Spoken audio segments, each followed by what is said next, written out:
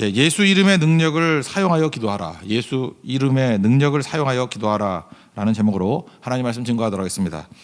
그리고 요한복음 14장 조금 전에 말씀드렸지만 이게 다락방 강화, 그래서 예수님 십자가 지시기 전날 밤에 말씀하신 내용입니다. 기도에 관한 귀중한 말씀입니다. 여기 13절 14절 다 이름이잖아요. 내 이름으로 무엇을 구하든지 내가 행하리니, 그 다음에 14절 보니까 내 이름으로 무엇이든지 내게 구하면 내가 행하리라. 반복하고 또 반복한 거죠. 그러니까 예수님의 이름으로, 예수의 이름으로 무엇이든지 내게 구하면 내가 행할 것이다. 그러니까 예수 이름의 능력이 기도에서 가장 중요한 요소 중에 하나라는 것입니다. 왜냐하면 하나님께서는 예수 이름으로 기도할 때 기뻐하시고 예수 이름의 능력으로 기도할 때 귀 기울여 주신다는 것입니다. 그래서 우리가 예수님의 이름을 의지하는 것, 그게 꼭 필요하다는 것입니다. 두 가지 의미가 있는데, 첫째는 예수 이름의 능력은 죄사함의 능력이 있다는 것입니다. 우리의 죄를 씻을 수 있는 유일한 이름이 예수님 이름밖에 없다라는 거예요.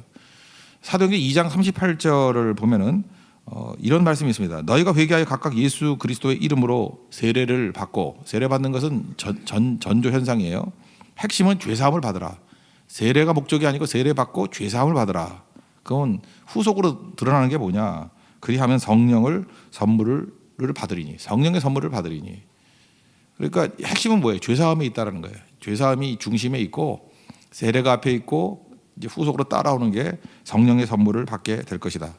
사도행전 10장 43절을 보면은 베드로가 이제 고넬료 집에서 선언하는 거죠. 그를 믿는 사람들이 다 그의 이름을 힘입어 죄사함을 받는다 하였느니라. 예수님의 이름의 능력을 힘입어서 죄사함을 받는다. 그러니까 우리의 죄를 사할 수 있는 유일한 길은 예수의 이름의 능력밖에 없다는 것입니다. 예수님의 이름을 증거해야지 죄사함을 받고, 죄사함을 받는 것이 구원받는 거 아닙니까? 영혼 건져내는 거. 그러니까 예수 이름 없이는 영혼 건짐도 없다, 이렇게 얘기할 수 있다는 것입니다. 최근에 사례를 찾을 길이 없어서 제가 찾아보니까 D.L. 무디 이야기를 할 수밖에 없는 것 같아요.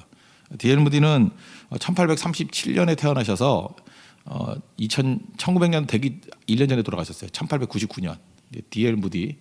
D.L. 무디는 19세기의 사람입니다. 19세기 이제 후반부에 주로 왕성하게 일했던 사람이신데, 이제 시카고 중심으로 일을 했잖아요. 시카고는 아닌 것 같고 일리노이 주에 있는 어떤 도시였던 것 같아요. 판사 부인이 무디에게 찾아와 가지고 자기 남편 좀 전도 좀 해달라고 그렇게 부탁을 했답니다. 근데 자신이 없는 거예요. 왜냐하면 판사니까 자기가 생각할 때 나는 교육받지 못한 크리스찬이고 그분은 교육받은 넌 크리스찬 아닙니까? 뭐든지 엇갈리는 거예요. 교육도 반대, 예수님을 믿고 안 믿고도 반대. 그러니까 이게 대화가 될 리가 없죠. 근데 부인이 하도 간청을 하니까 가긴 갔답니다. 가서 이제 기도하고 가서 이제 말씀을 증거하는데 대화가 잘 안 되더라는 거예요. 그래서 똑같은 얘기를 했답니다. 당신과 내가 대화가 잘 이루어지지 않는다. 이유는 뭐냐? 나는 교육받지 못한 크리스찬이고 당신은 신앙 없는 지식인이다. 이게 엇갈린다는 얘기죠. 그러면서 한마디 명심했으면 좋겠다. 그리고 한마디를 남기고 왔다라는 것입니다. 예수님의 이름으로만 죄사함이 있습니다.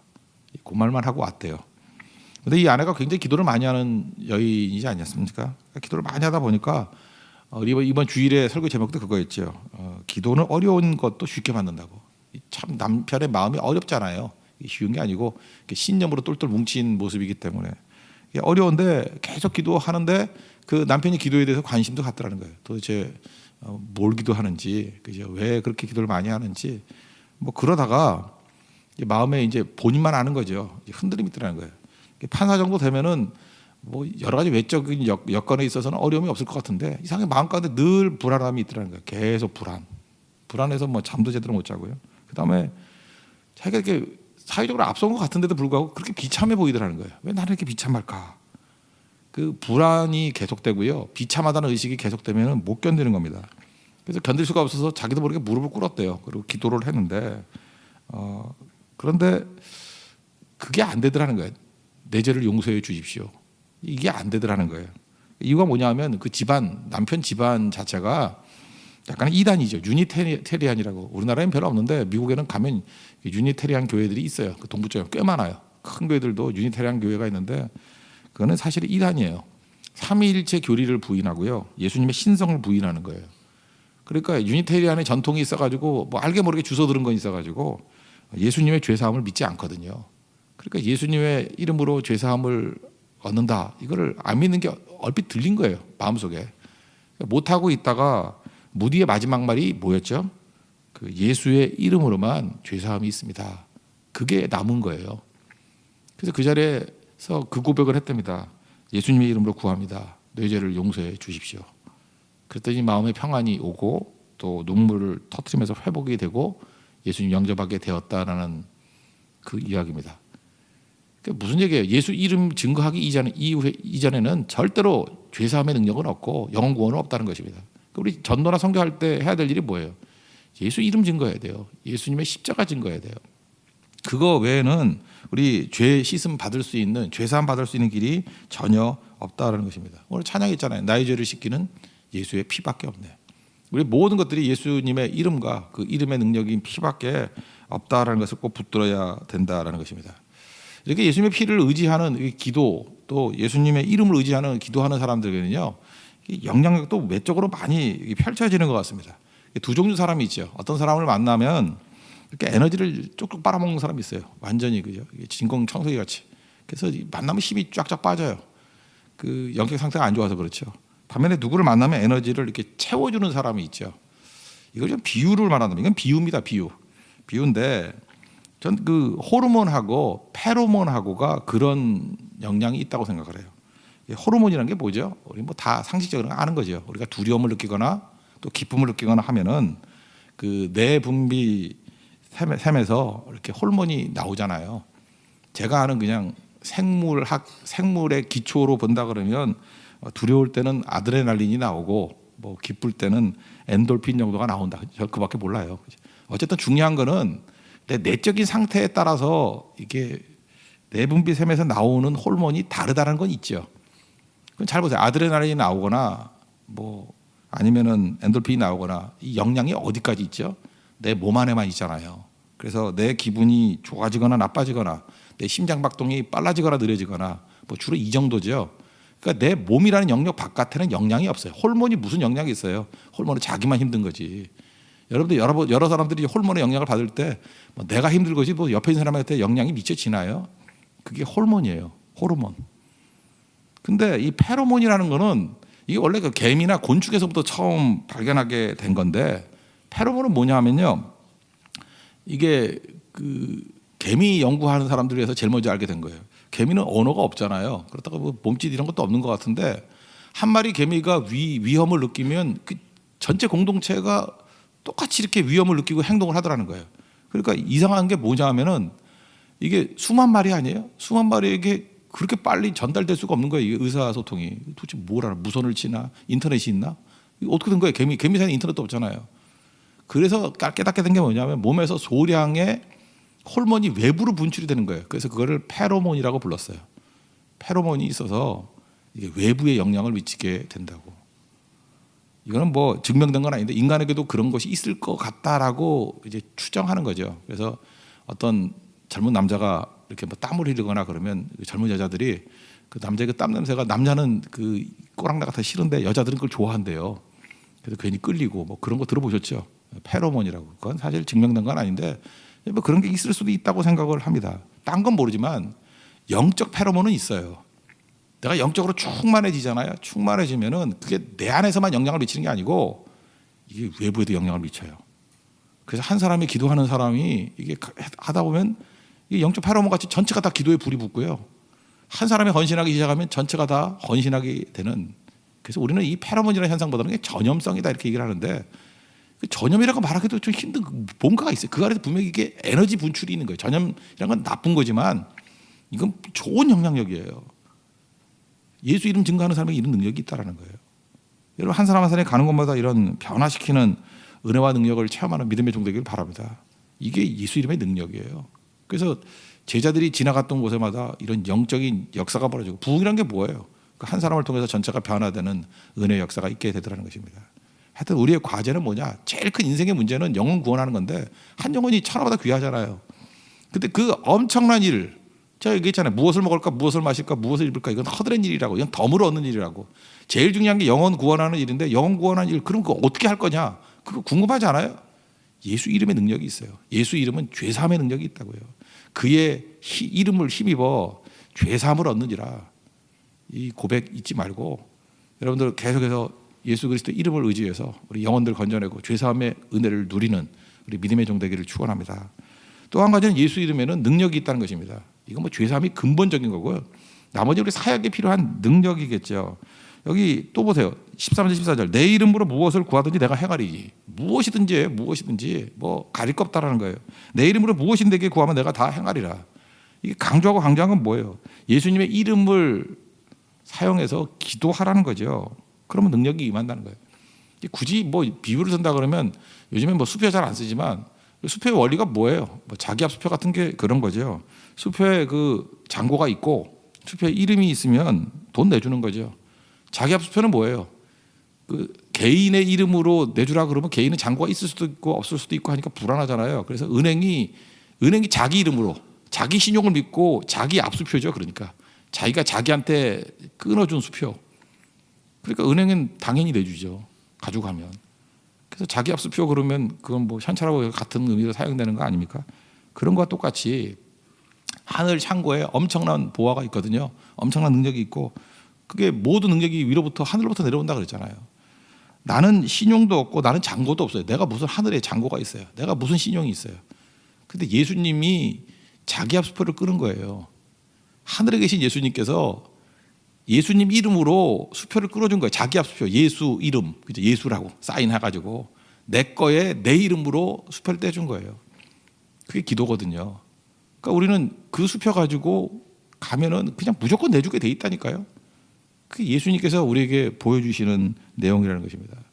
그래서 사도행 3장에 보면은 성전 미문에서 안진뱅이 만났을 때 베드로가 이르되 은과 금은 내게 없거니와 난 잔고 없어. 이 땅에 잔고 없어. 근데 내게 있는 것을 내게 주노니 하늘 창고에 능력이 있어. 나사렛 예수 그리스도 이름으로 이게 뭐예요? 자기 압수표를 내미는 거죠. 일어나 걸으라. 그랬더니 그 자리에 예수님이 계신 것 같은 능력이 임한 거죠. 자꾸 일으켰더니 일어나게 되더라는 것입니다.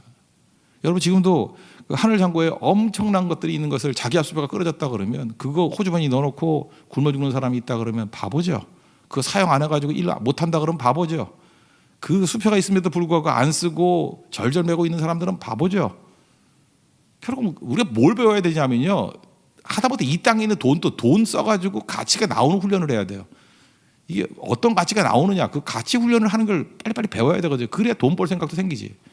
더 큰 건 뭔지 알아요? 하늘 가치를 하늘의 능력을 이 땅에 심는 훈련해야 된다는 거예요. 아 이게 예수 이름의 능력이구나. 이렇게 사용하는 거구나. 그래서 우리 자라나는 젊은 세대들에게 뭐라냐면 기도의 능력을 사용하는 법을 배워야 돼요. 이렇게 사용하는 거구나. 이렇게 하는 거구나. 근데 이게 모자란 녀석들은 이게 교육을 못 받으면 그걸 사용하는 법을 몰라요. 맨날 삽질하고 있죠. 자기 능력으로 뭘 하려고 그러고. 그러니까 아무것도 안 되는 거죠. 예수님이 이 훈련을 언제 시켰냐 하면은 누가복음 10장에 보면 70인 제자들을 이렇게 2명씩 짝을 지어 보냅니다. 그랬더니 이들이 돌아와가지고 기뻐하면서 10장 17절 이렇게 얘기해요. 주의 이름이면 예수님의 이름으로 하는 걸 가르쳤어요. 귀신들로 우리에게 항복하더이다. 막 신나가지고.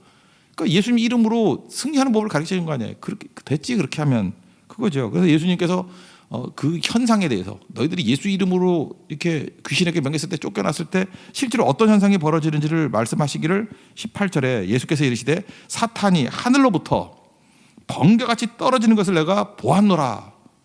그러니까 예수 이름을 증거하면 어떤 일이 벌어져요? 하늘의 능력이 악한 마귀의 본질을 박살내버린다는 거예요. 이걸 안다 그러면 기도를 안 해요? 마귀하고 뭐로 싸울 건데요? 기도로 싸우는 거예요. 예수 이름에 기도로 싸우는 거예요. 그 마귀를 번개같이 떨어지게 만드는 능력이 기도에 있다는 것입니다. 그럼 성경할 때 제일 많이 준비해야 되는 게 뭐예요? 뭐 시간 준비, 뭘 또 준비, 돈 준비. 그거 아니에요. 기도 준비하는 거예요. 기도.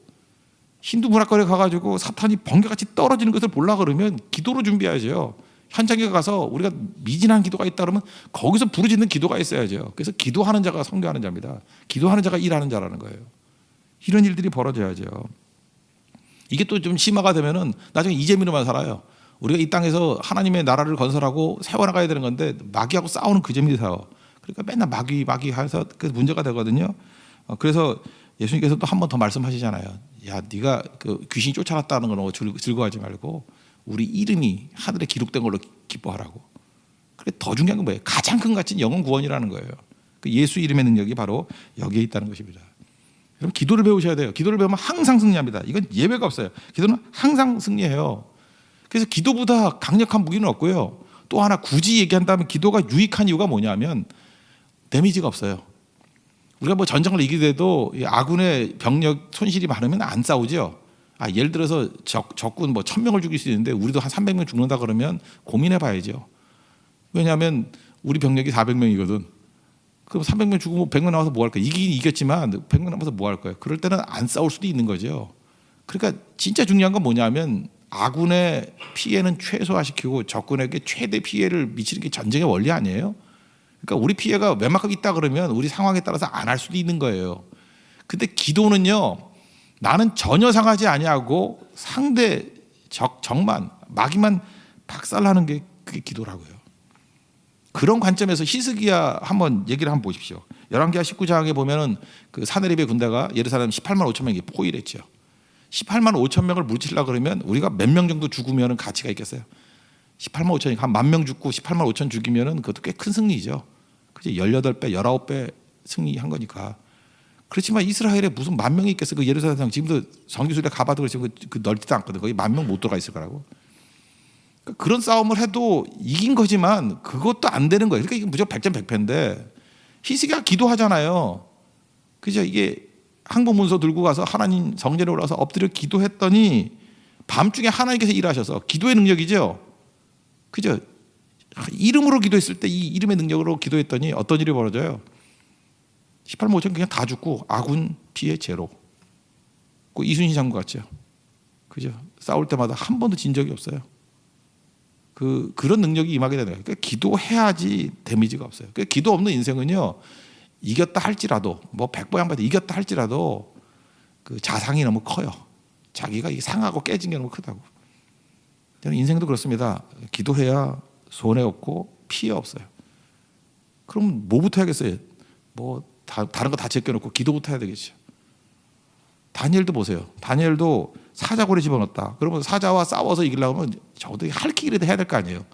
후시지도 발라야 될 거 아니에요. 그죠? 아무리 피해가 없더라도 그 강아지하고 놀아도 이렇게 긁힐 때 있어요. 근데 사자고 하니 그게 얼마나 데미지가 크겠어요. 그런데 기도했더니 사자 입을 봉해버리셨다는 거예요. 피해 제로. 그리고 능히 승리하고 오더라는 것입니다. 그래서 D.L. 무디가 이런 얘기를 했어요. 기도를 가르치지 않는 것은 패배를 가르치는 거라고. 여러분들 기도를 배워야 됩니다. 기도를 배우지 않는 건 패배를 배우는 거예요. 기도를 가르치지 않는 것은 패배를 가르치는 거예요. 기도 배우고 기도하는 종들이 되어야 된다는 것입니다. 그러면 능히 이기는 우리 하나님의 백성이 될 것입니다. 오늘도 예수 이름의 능력이 얼마나 큰지 아시겠죠? 예수 이름의 능력으로 죄사함의 권세를 행하시고 그게 우리 최고 목적 아니에요. 그리고 일상의 삶 가운데서도 예수의 이름의 능력으로 말미암아 무슨 일을 하든지 우리 마귀를 묶고 멸하고 또 어떤 일이든지 예수의 이름으로 이루어낼 수 있는 하나님의 거룩한 백성 되기를 축원합니다. 자리에서 일어나겠습니다. 352장 찬송하겠습니다.